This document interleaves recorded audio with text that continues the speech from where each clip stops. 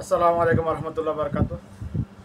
আমার সকাল দিনই ভাই বোনেরা, আশা করি শুরুতে বলা যায় কথাগুলো মনোযোগ দিয়ে শুনবেন, বোঝার চেষ্টা করবেন ইনশাআল্লাহ। আমাদের আমল কীভাবে বরবাদ হইতেছে, আমরা আমল করি কিন্তু আমলগুলো বরবাদ হয়ে যাইতেছে। আমরা আমলগুলো বিনিময় পাবো না ইনশাআল্লাহ আখিরাত।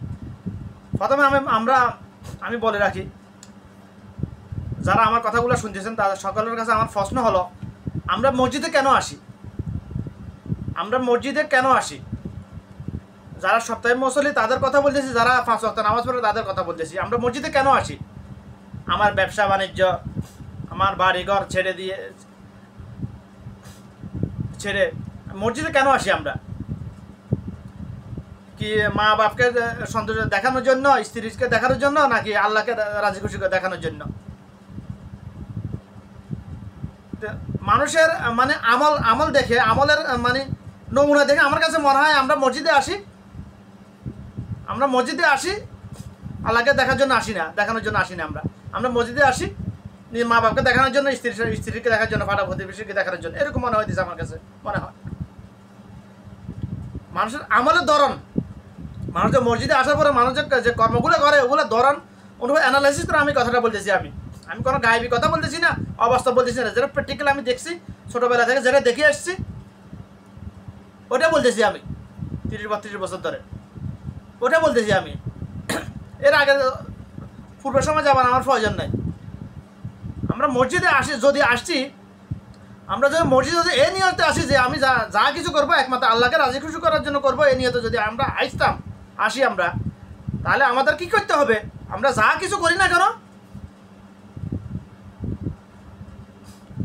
আমার নামাজ, আমার তফসি পড়া,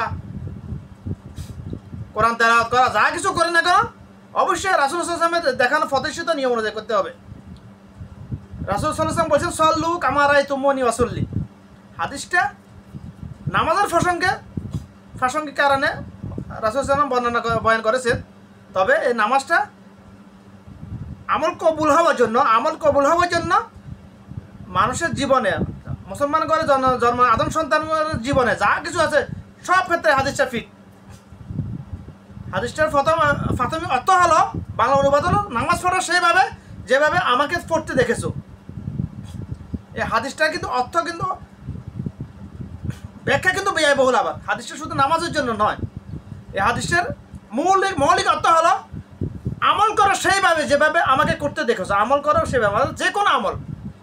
এখন আমরা মসজিদ কেন আসি? নামাজ পড়ার জন্য। কিন্তু আমরা কি সুন্নাহ মোতাবেক নামাজ পড়ি? কোথায় সুন্নাহ? সুন্নাহ সব দাফন করে দিয়েছে আজকে মুসলমান। সব সুন্নাহ দাফন করে দিয়েছে মুসলমান আজকে।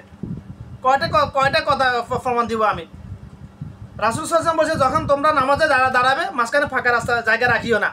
ফাঁকা জায়গা রাখলে শয়তান ওই ফাঁকা জায়গায় ছাগলের বকরির বাচ্চা নিয়ে ঢুকবে, আস্তে আস্তে ফুলবে। আমরা কি হাদিসটা মানতেছি? না, মানতেছি না। এখন আমরা নামাজে দাঁড়াইলে আমাদের ভুল হবে না? কার ভুল হবে ভাই? নামাজে দাঁড়াইলে তো শয়তান আমার ব্যবসা বাণিজ্য, আমার পরিবার পরিচালনা, যা হিসাব নিকাশ যা কিছু আছে সব কিছু শয়তান আমার কলমে ঢুকে দিছে। কলমে ঢুকাইলে তো ব্রেনে আসবে চিন্তা। দুনিয়াবি যত চিন্তা আছে, যত হিসাব নিকাশ সারাদিন একটা হিসাব মিলাতে পারি নাই, নামাজে দাঁড়াইলে হিসাবটা মিলে গেছে। কোথা থেকে আসলো এটা? শয়তানের পক্ষ থেকে। শয়তান নামাজ থেকে আমাদেরকে দুনিয়ামুখী করার জন্য ওই সময় শয়তান এটা কলবে ঢুকে দিচ্ছে চিন্তা ভাবনা, এই হিসাব নিকাশটা সহজ করে দিচ্ছে। তখন শয়তানের ক্ষমতা আছে, আল্লাহ শয়তানকে দিয়ে দিছে, কারণ আমরা সুন্নাহ মানি নাই। আল্লাহুম্মা আফতাহ আলি আবওয়াবা রাহমাতিক। এ আমার রব, এ আমার আল্লাহ, তুমি আমার জন্য রহমতের সবগুলো দরজা খুলে দাও। তারপর আমাদেরকে অবশ্যই পড়তে হবে আউযু বিল্লাহি মিনাশ শাইতানির রাজিম। পড়তে থাকো 2-4 বার 5 বার 6 বার 7 বার পড়তে থাকো। আউযু বিল্লাহি মিনাশ শাইতানির রাজিম, আউযু বিল্লাহি মিনাশ শাইতানির রাজিম, লা হাওলা ওয়ালা কুওয়াতা ইল্লা বিল্লাহ। আমি আশাবাদী, যদি এই আমলটা কেউ করে মসজিদে ঢুকার পরে তাহলে শয়তান নামাজে দাঁড়াইলে আর কলবে দুনিয়াবি চিন্তা ঢুকাতে পারবে না। এবং খুব গুরুত্বপূর্ণ যে সুন্নাটা রাসূল বলছে নামাজে দাঁড়ানোর সময় কাঁধে কাঁধ মিলিয়ে দাঁড়ানোর জন্য। এটা রাসূল সাল্লাল্লাহু আলাইহি ওয়াসাল্লামের সুন্নাহ, এটা মুস্তাহাব আমল, তবে এটা খুবই গুরুত্বপূর্ণ। রাসূল সাল্লাল্লাহু আলাইহি ওয়াসাল্লাম এটা ওয়াজিবে নিয়ে পালন করতেন। অর্থাৎ রাসূল সাল্লাল্লাহু আলাইহি ওয়াসাল্লাম জীবনে কখনো এই আমল করা ছাড়েন নাই, এই কথাগুলো বলা ছাড়েন নাই, যে দাঁড়িয়ে কাঁধা সোজা করো, কাঁধে কাঁধ মিলিয়ে দাঁড়াও,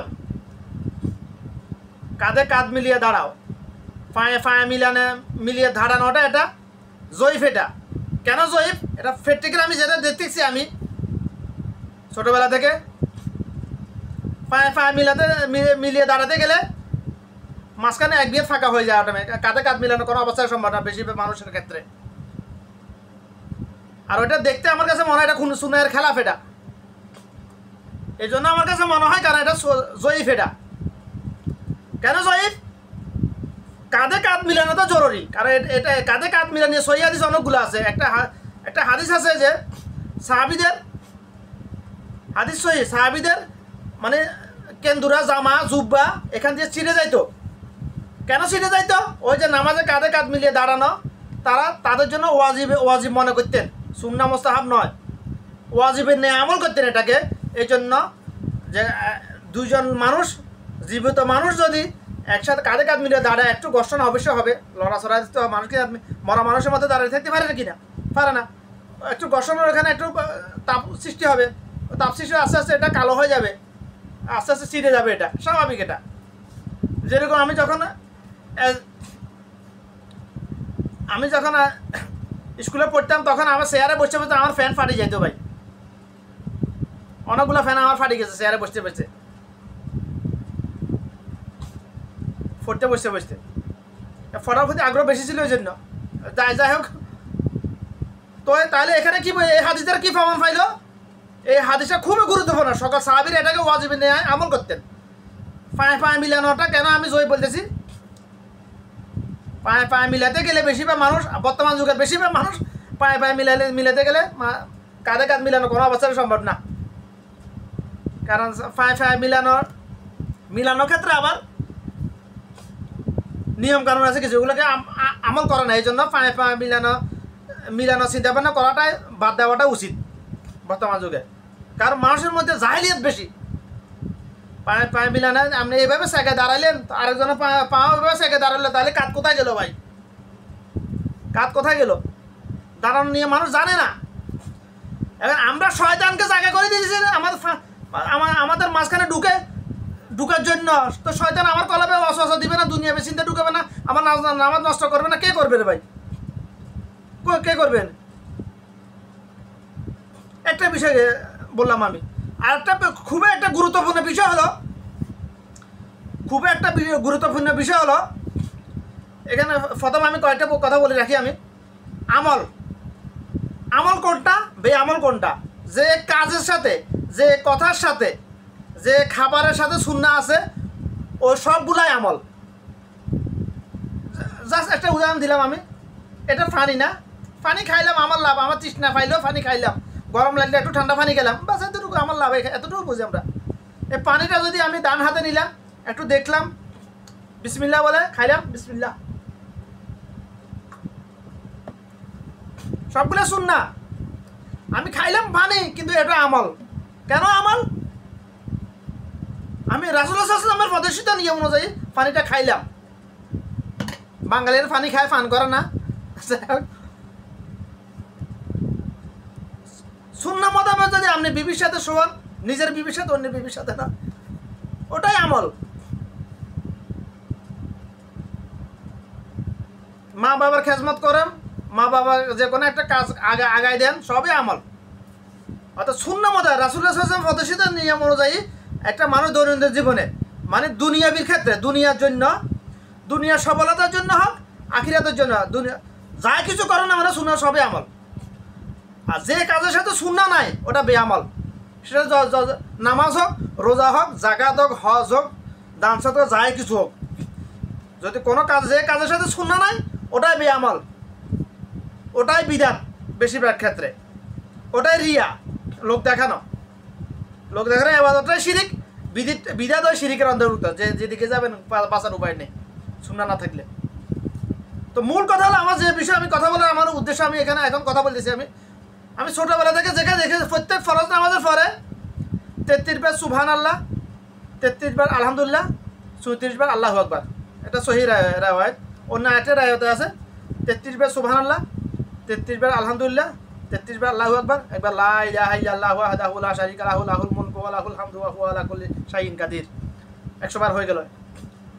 এটা সহি রাওয়ায়াত, দুইটাই সহি হাদিস। যার যেভাবে খুশি ওইভাবে আমল করতে পারবে। কিন্তু আফসোসের বিষয় হলো ওই যে আমি প্রথমে বলার কারণটা, আমাকে মসজিদ থেকে আমরা কেন আসি? কি আল্লাহকে রাজি খুশি করার জন্য আসি, দেখানোর জন্য আসি, নাকি মা বাপকে বউকে দেখানোর জন্য, পাড়া প্রতিবেশী দেখানোর জন্য আসি? যদি আল্লাহকে রাজি খুশি করার জন্য, দেখানোর জন্য তাহলে আসতাম আমরা, তাহলে আমাদেরকে অবশ্যই সুন্নাহ মতো আমল করতে হবে। তাহলে আমলটা কীভাবে? সুবহানাল্লাহ, সুবহানাল্লাহ, সুবহানাল্লাহ, সুবহানাল্লাহ, আলহামদুলিল্লাহ, আলহামদুলিল্লাহ, আলহামদুলিল্লাহ, আলহামদুলিল্লাহ, আল্লাহু আকবার, আল্লাহু আকবার, আকবার না আকবার, আল্লাহু আকবার। উচ্চারণে যদি বেশ কম হয় তাহলে অর্থ বিকৃত হয়ে যাবে। অর্থ বিকৃত হলে কোথা থেকে কোথা চলে যাবে বুঝতে পারবেন না। এই জন্য সহি শুদ্ধভাবে আগে শিখুন, তারপর আমল করুন। আমি বলতেছি না আমার উচ্চারণটা খুব উত্তম, এটা আমার থেকে আরও উত্তম বা বলতে পারি এরকমও আছে। একটা বিষয় হলো, আমার কথা বলতে গেলে মাঝে মধ্যে একটু কথা মুখে বাজি যায়, এই জন্য উচ্চারণটা অনেকে মনে করে ভুল। আমি আরবি ঠিকমতো উচ্চারণ করতে পারি না। উচ্চারণ আমার কলমে সহি আছে, সহি শুদ্ধভাবে পড়তে পারি উচ্চারণ, তো মুখে আমার মাঝে মধ্যে কথা বাজে যায়। এটা আমার কিছু করার নাই। মুসা আলাইহিস সালামের কথা মুখে বাজে যাইতো, তার মানে একে মুসা আলাইহিস সালামকে আল্লাহ পাক রাসূল বানাইছে না, শুধু নবী না। মুসা আলাইহিস সালামের কথা মুখে বাজে যাইতো, এই জন্য মুসা আলাইহিস সালাম দোয়া আল্লাহর কাছে চাইছে তার সাথী হিসাবে, তার কথাগুলো মানুষকে বুঝিয়ে দেয় বলার জন্য। মুসা আলাইহিস সালাম আপনার ভাই হারুনকে নবী বানিয়েছে আল্লাহ পাক। আমি তো যেহেতু আমি কোনো একজন নগণ্য একজন মানুষ, রাসূল সাল্লাল্লাহু আলাইহি ওয়াসাল্লাম উম্মত, আমার জন্য তো এরকম কোনো সুবিধা নাই, কী করবো আমি? তো মূল উদ্দেশ্য হলো আমরা কিন্তু যে বিষয় এই আমলের মধ্যে আমরা কি বিরুদ্ধে ঢুকে দিছি। প্রত্যেক ফরজ নামাজ আমার অনেক দিনই ভাই, আমার বাপ চাচা আমার অনেক দিনই ভাই এই আমলটা করে, কিন্তু এই আমলে বিনিময় পাবে না। এই আমলে বিনিময় পাবে না। কেন বিনিময় পাবে না? সুন্নাহ মোতাবেক এই আমলটা করে না। কেন করে না বলে? তুই কেন জানাস? স্পিড সমান অনেক মানুষ দেখি মানে এত স্পিডে, আবার কেউ আছে এভাবে করে। কিরে কি করলি তুই, কি পড়তেছ এভাবে কি, এটা কি এভাবে কি, এটা কি? আমি অনেক দেখতেছি, আমি বাঙালি, ইন্ডিয়ানি, পাকিস্তান, ওমানি, সবাই একই অবস্থা। কেউ আছে গেলে এটা করে এভাবে করে। এগুলো কি, এটা কি আমল? হ্যাঁ আমল ওটাই করতেছে, আমি জানি, আমি কনফার্ম এটা, কারণ তাদের দিকে তাকায় থাকলে আমি বুঝতে পারি এটা সে কোন আমলটা করতেছে। কিন্তু আমলটা করতেছে সম্পূর্ণ বিদাত। একবার সুবহানাল্লাহ বলতে মিনিমাম প্রায় 2 সেকেন্ড লাগি যায়, আর হাতে 1 সেকেন্ডের মধ্যে 5 বার বলিয়ে লেছে আমার এরকম। কি রে এটুকুলা কি এগুলা? কেন ভাই এত কষ্ট করে এত ব্যবসা বাণিজ্য সাইডে মসজিদে আসা দরকার কি তোর? তাইলে যে আমলের বিনিময় আল্লাহর কাছে পাবি না, যে আমলের কারণে জাহান্নাম ওয়াজিব হয়ে যাইতেছে, ও আমল করাটা না করাটা উত্তম। আমল ছাড়ি দেওয়ার জন্য বলতেছি না, আফসোস করে বলতেছি আমি, নিজে বাঁচার জন্য। যে আমল করলে শিরিকে গুনাহ লেখা হয়ে যাবে, ওই আমল ছাড়ি দেওয়া উত্তম। লোক দেখানো যে কোনো আমলটাই শিরিকের অন্তর্ভুক্ত, যে কোনো বিদাতে শিরিকের অন্তর্ভুক্ত। তো এটা তো অবশ্যই 100% বিদাত। সুবহানাল্লাহ আলহামদুলিল্লাহ, কি বলছি তুই? সুবহানাল্লাহ, এটার অর্থ কি? কে জানে এটা তো কি? এই আমলের দ্বারা বেশিরভাগ মানুষ নিজের উপর জাহান্নাম ওয়াজিব করে ফেলতেছে। তো আমার সকল দিনই ভাই আমার হাত জোর করে এটা অনুরোধ, আমল করুন। আখলিস দীনাকা ইয়াকফিকাল আমালুল কলিল। তোমার ইমানকে খাঁটি করো, অল্প আমলেই নাজাতের জন্য যথেষ্ট হইবে। এখানে ইমানের কথা কে বলছে? মতলব কি? খালি মাত্র নিয়ত। এখানে আসছে নিয়ত, আবার ফাঁসানভাবে এখানে আসছে এটাই, মানে বুখারী শরীফের 1 নম্বর যে হাদিসটা আছে, ওই হাদিসটার এই হাদিসটা দুইটা অর্থবোধক একই। ইন্নামাল আমালু বিন্নিয়াত। কারণ আমি যদি আল্লাহকে রাজি খুশি করার জন্য আমল করে থাকি, তাহলে আমি কোনো অবস্থাতে আমার পক্ষে সম্ভব না এইভাবে আমল করা। আলহামদুলিল্লাহ আল্লাহ সম্ভব না। কোনো রকম 100 বার পড়লে হয়ে গেল, এত সস্তা।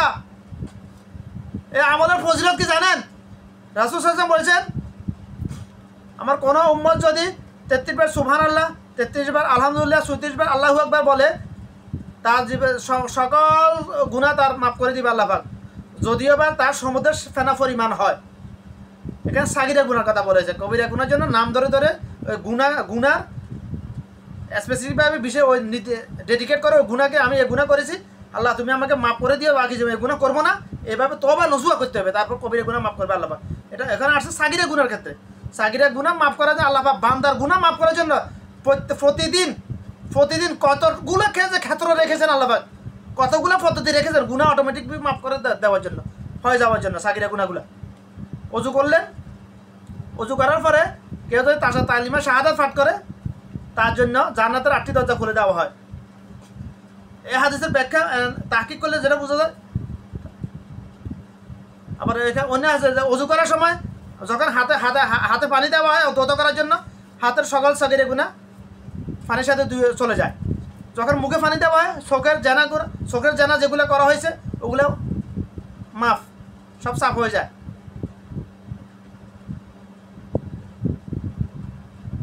অজু করলেও মানুষ নিষ্পাপ। নামাজ পড়ে নামাজের সালাম ফিরানোর পরে 33 বার সুবহানাল্লাহ, 33 বার আলহামদুলিল্লাহ, 33 বার 34 বার আল্লাহু আকবার, সব সাগরের ফেনা কল্পনা করতে পারবেন কেউ? ডোন্ট ইমাজিন, এটা কল্পনা করা সম্ভব না কারো পক্ষে যে সাগরের ফেনার পরিমাণ কতটুকু। কারণ পৃথিবীর মোট আয়তনের 70 থেকে 75 ভাগ শুধু সাগর। সাগরের দুই কিনারায় কেমন ফেনা হবে, এটা কি মানুষের পক্ষে সম্ভব? আল্লাহি আলাম, আল্লাহ ভালো জানে। এত গুণা তো একজন মানুষ করে না একদিনে। কিন্তু আফসোসের বিষয় হলো আমরা ওই নিজের সাগিরা গুনাহ মাফ করার জন্য, মাফ হওয়ার জন্য, মাফ করে দেওয়ার জন্য আল্লাহ পাক এই আমলটা করি। এই আমলটা বিদাতি নিয়মে করার জন্য গুনাহ আরও লেখা হয়। এখানে আমলটা বিদাতি নিয়মে করে শিরকি গুনাহ লেখা হয়ে যাইতেছে, কাবিরা গুনাহ লেখা হয়ে যাইতেছে। যারা এটা স্পিড দেখে বোঝা যাচ্ছে ভাই, আমি এটা নিয়ে অনেক এ পর্যন্ত আমি পার্সোনালিভাবে নামাজের পরে যারা আমলটা করে, আমলটা শেষ হওয়ার পরে তার থেকে অনুমতি নিয়ে তার সাথে কথা বলে আমি এটা আগে সত্যতা জেনেছি যে তুই কী আমল করছিস, এটা এই আমলটা করছিস না। কারণ এই দেশের প্রত্যেকটা মসজিদে সামনে এটা লেখা থাকে, ব্যানার লাগানো আছে এই আমলগুলার। প্রত্যেক ফরজ নামাজের পরে 3 বার আস্তাগফিরুল্লাহ, আস্তাগফিরুল্লাহ, আস্তাগফিরুল্লাহ, আস্তাগফিরুল্লাহ, আস্তাগফিরুল্লাহ, আস্তাগফিরুল্লাহ। কথা এত দ্রুত বললে উচ্চারণটা একটু ভিন্ন মনে হয়, আসলে উচ্চারণ ভিন্ন না, ওই রকম শুনতে ওইরকম লাগে। আস্তাগফিরুল্লাহ একবার, আল্লাহুম্মা আনতাস সালাম ওয়া মিনকাস সালাম তাবারাকতা ইজাল জালালিল ওয়াল ইকরাম। এরপরে আল্লাহুম্মা আইনি আলা যিকরিকা ওয়া শুকরিকা ওয়া হুসনি ইবাদাতিক।